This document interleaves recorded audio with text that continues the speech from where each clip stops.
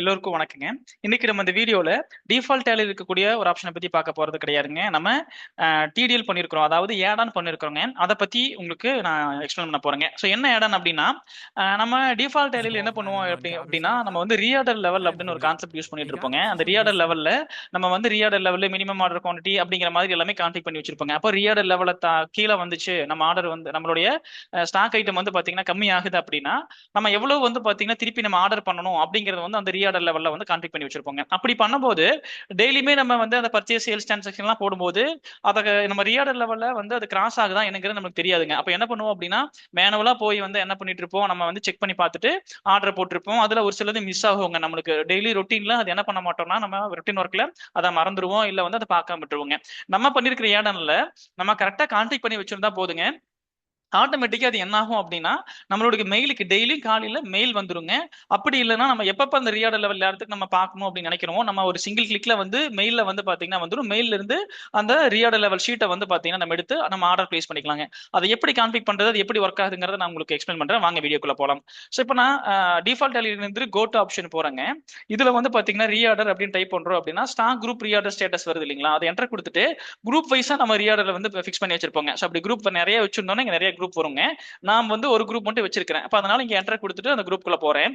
இதுல வந்து பாத்தீங்கன்னா ஆல்ரெடி நான் கான்ஃபிக் பண்ணி வச்சிருக்கேன் ரீடர் லெவல்ல எவ்வளவு இருக்கணும் அப்படின்ட்டு. உங்களுக்கு 120 குவான்டிட்டி இருக்கணும், ஷார்ட் ஃபால் எவ்வளவு இருக்குது, so order to be place லெவலுங்கிறது எல்லாமே வந்து இந்த மாதிரி ஃபிக்ஸ் பண்ணி வச்சிருப்போம். அப்போ இது வந்து டே டு டே வந்து மாறிட்டு இருக்கும். அதாவது உங்களுக்கு வந்து 1 மணி நேரம் 2 மணி நேரத்துக்கு ஒருக்கா கூட மாறுங்க. ஏன்னா நம்ம என்ட்ரிஸ் வந்து நிறைய அப்டேட் பண்ணிட்டு இருப்போம்.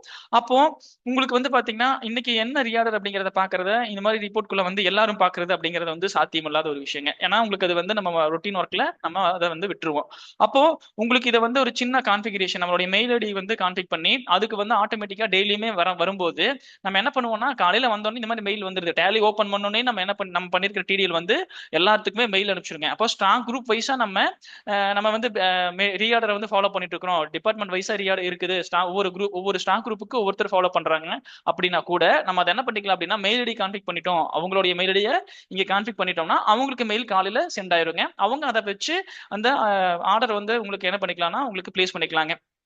ஸோ அது எப்படி அப்படின்னா நாம இங்க F11ல ஆட் ஆன் ஃபீச்சர்ஸ்ல வந்து பாத்தீங்கன்னா வச்சிருக்கிறோங்க. இங்க ஆட் ஆன் ஃபீச்சர்ஸ்க்குள்ள இங்க வந்து என்ன பண்ணிக்கிறோம்னா அந்த ஆப்ஷன் எனேபிள் பண்ணிக்கிறேங்க. இப்போ இங்க இமெயில் கான்ஃபிகரேஷன்ல டிஃபால்ட்டா இருக்கக்கூடிய நம்மளோட இமெயில கான்ஃபிக் பண்ணிட்டு ஸோ நீங்க ஸ்டாக் குரூப் வைஸ் வந்து இமெயில் ஐடியை கான்ஃபிக் பண்ணிருக்காங்க. அப்போ எந்தெந்த ஸ்டாக் குரூப்புக்கு யாருக்கு மெயில் போகணும், இந்த ரீஆர்டர் லெவல்ல வந்து போச்சுன்னா அவங்க வந்து ஆர்டர் போடுவாங்களோ அவங்களுடைய மெயில் ஐடி எல்லாமே இங்க கான்ஃபிக் பண்ணி வச்சுக்கலாங்க. ஸோ இங்க கான்ஃபிக் பண்ணதுக்கு அப்புறம் நம்ம என்ன பண்ணணும் அப்படின்னாங்க உங்களுக்கு இங்க வந்து பாத்தீங்கன்னா மேனுவலா கூட நம்ம ரீஆர்டர் ரிப்போர்ட் ஆட்டோ இமெயில் அப்படிங்கறத கிளிக் பண்ணா உங்களுக்கு மேனுவலா போகுங்க. அப்படி இல்லை அப்படின்னா டெய்லியும் காலையில யாரு ஃபர்ஸ்ட் வந்து டேலி இந்த டேட்டா ஓபன் பண்றாங்களோ அப்போ என்ன ஆகும்னா எல்லாத்துக்கும் யாருக்கு வந்து மெயில் ஐடி கான்ஃபிக் ஆயிருக்குதோ எல்லாத்துக்குமே இந்த ரீஆர்டர் லெவல் இந்த ஸ்டேட்டஸ் வந்து பாத்தீங்கன்னா உங்களுக்கு மெயில் போயிடும். அந்த மெயில்ல எக்ஸல் ஷீட்டா போயிருங்க. அதை வச்சு அவங்க ஈஸியா வந்து ரிப்போர்ட் பார்த்து ஆர்டரை வந்து பாத்தீங்கன்னா பிளேஸ் பண்ணிக்கலாங்க. இப்போ எக்ஸாம்பிளுக்கு நான் என்ன பண்றேன்னா இந்த ரீஆர்டர் ரிப்போர்ட் மேனுவலா எனக்கு தேவைப்படுது, இப்போ எனக்கு தேவைப்படுது அப்படின்னா கூட நான் என்ன பண்ணலாம்னா இங்க சிங்கிள் கிளிக் பண்ணா போதுங்க.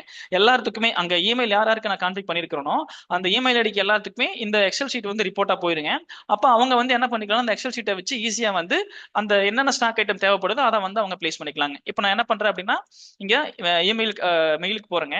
ஸோ இங்க மெயிலுக்கு போகும்போது என்ன ஆகும்னா நம்மளுக்கு மெயில் வந்திருக்குங்க. ஸோ இப்போ என்னாச்சு அப்படின்னா இங்க மெயில் வந்துருச்சு பாருங்க. ஸோ இப்போ மெயில் வந்திருக்கு. ஜஸ்ட் அதை நான் கிளிக் பண்றேன். கிளிக் பண்ணிட்டு இந்த எக்ஸல் ஷீட் இருக்கு, இதை நான் ஓப்பன் பண்றேன் அப்படின்னா இந்த எக்ஸல் ஷீட்ல அந்த டீடைல் எல்லாமே வந்துருங்க. என்னென்ன ஸ்டாக் ஐட்டம் எவ்வளவு குவான்டிட்டி வந்து பாத்தீங்கன்னா இருக்கு, அந்த ரீஆர்டர் ஸ்டேட்டஸ் அப்படியே வந்து நம்மளுக்கு எக்ஸல் ஷீட்டா வந்துடும். இதுல கூட நம்ம ஒர்க் பண்ணி எக்ஸல் ஷீட்ல என்ன வேணாலும் நம்ம ஒர்க் பண்ணி உங்களுக்கு என்னென்ன ஐட்டம் வேணுமோ நம்ம ஈஸியா வந்து ஆர்டரை பிளேஸ் பண்ணிக்கலாம். ஸோ நம்ம வந்து பாத்தீங்கன்னா இது வந்து ஸ்டாக் குரூப் வைஸா வச்சிருக்கிறதுனால எந்தெந்த யாருக்கு வந்து மெயில் ஐடி கான்டாக்ட் பண்றதுனாலும் நம்ம பண்ணி அவங்க வந்து அதை ஃபாலோ பண்ற மாதிரி கூட நம்ம அசைன் பண்ணிக்கலாங்க. இந்த டிடிஎல் வந்து பாத்தீங்கன்னா உங்களுக்கு எல்லாம் யூஸ்ஃபுல்லா இருக்கும். ரீஆர்டர் ஃபாலோ பண்றதுக்கு ரொம்பவே யூஸ்ஃபுல்லா இருக்குங்க. இந்த டிடிஎல் நம்மளுக்கு வந்து தேவைப்பட்டதுன்னா நம்ம விதி இன்ஃபோடெக் டீமை வந்து கான்டாக்ட் பண்ணுங்க, நாங்க உங்களுக்கு சப்போர்ட் பண்றேங்க. இந்த வீடியோ உங்களுக்கு ரொம்ப யூஸ்ஃபுல்லா இருந்திருக்குங்க. இதே மாதிரி நிறைய வீடியோ நம்ம சேனல்ல கொடுத்துட்டு இருக்கோம். யூடியூப் சேனல்ல நம்ம யூடியூப் சேனலை சப்ஸ்கிரைப் பண்ணுங்க, தொடர்ந்து நம்மளுக்கு சப்போர்ட் பண்ணிட்டே இருங்க. அது மட்டும் இல்லாம வெறும் 99 ரூபாய்க்கு வந்து பாத்தீங்கன்னா நம்ம டேலியோட பேசிக்ஸ் வந்து கிளாஸஸா கொடுத்துட்டு இருக்கோங்க. அது மட்டும் இல்லாம வெறும் 49 ரூபாய்க்கு வந்து பாத்தீங்கன்னா நம்மளுடைய பவர் பிஏன்னு சொல்லக்கூடிய இந்த எக்ஸல் பவர்ஃபுல் டூல வந்து 49 ரூபாய்க்கு கொடுத்துட்டு இருக்கிறோம். அதோட லிங்க் டிஸ்கிரிப்ஷன்ல கொடுக்குறேன். நீங்க அதையும் லாகின் பண்ணி டேலி பிளஸ் எக்ஸல் ஷீட் நம்ம பவர் பிஏ வந்து பாத்தீங்கன்னா இன்னும் கத்துக்கிட்டு உங்க பிசினஸ் அடுத்த லெவலுக்கு கொண்டு போங்க. தேங்க்ஸ் ஃபார் வாட்சிங்.